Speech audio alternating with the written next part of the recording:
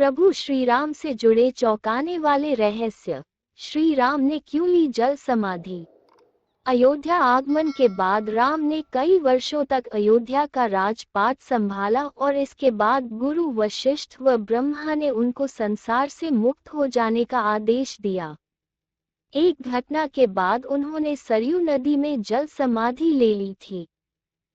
अश्विन पूर्णिमा के दिन मर्यादा पुरुषोत्तम राम ने अयोध्या से सटे फैजाबाद शहर के सरयू किनारे जल समाधि लेकर महाप्रयाण किया।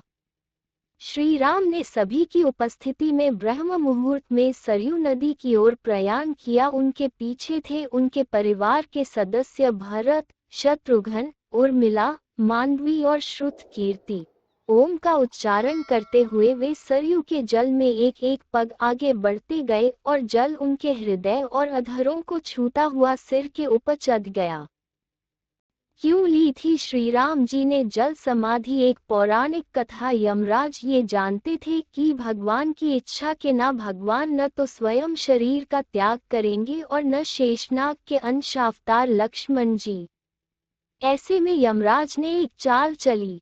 एक न यमराज सी विषय पर बात करने भगवान राम के पास आ पहुँचे। भगवान राम ने जब यमराज से आने का कारण पूछा तो यमराज ने कहा कि आपसे कुछ जरूरी बातें करनी है। भगवान राम यमराज को अपने कक्ष में ले गए। यमराज ने कहा कि मैं चाहता हूं कि जब तक मेरी और आपकी बात हो उस बीच कोई इस कक्ष में नहीं आए। यमराज ने अपनी बात को आगे बढ़ाते हुए कहा कि अगर कोई बीच में आ जाता है तो आप उसे मृत्युदंड देंगे।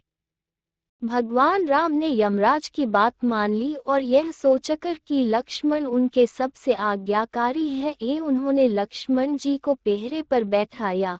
यमराज और राम जी की बात जब चल रही थी उसी समय दुर्वासा ऋषि अयोध्या पहुंच गए और राम जी से तुरंत मिलने की इच्छा जताई। लक्ष्मण जी ने कहा कि भगवान राम अभी यमराज के साथ शेष चर्चा कर रहे हैं। भगवान की आज्ञा है कि जब तक उनकी बात समाप्त नहीं हो जाए कोई उनके कक्ष में नहीं आए। आपसे अनुरोध है कि आप कुछ समय प्रतीक्षा करें। ऋषि दुर्वासा लक्ष्मण जी की बातों से तह हो गए और कहा कि अभी जाकर राम से कहो कि मैं उनसे मिलना चाहता हूँ, अन्यथा मैं पूरी अयोध्या को नष्ट होने का शाप दे दूंगा। लक्ष्मण जी ने सोचा कि उनके प्राणों से कम महत्व उनके राज्य और उसकी जनता का है। अपने प्राणों का मोह छोड़कर लक्ष्मण जी भगवान राम के कक्ष में चले गए। भगवान राम लक्ष्मण को सामने देखकर हैरान और परेशान हो गए।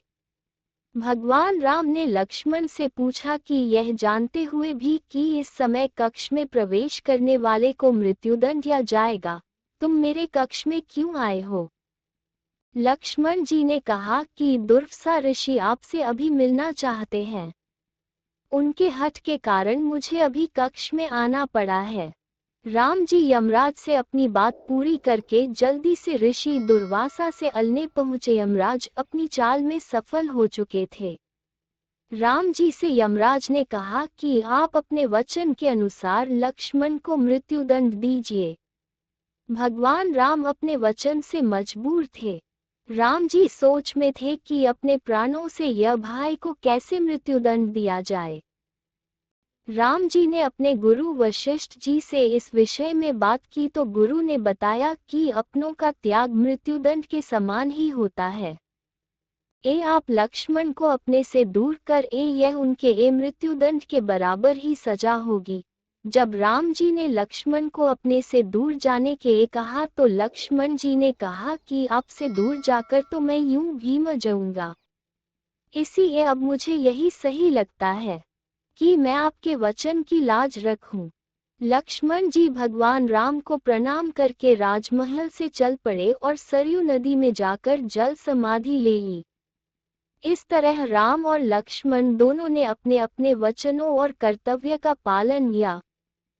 तभी तो कहा गया है, रघुकुल रीति सदा चली आई, प्राण जाए पर वचन न जाए।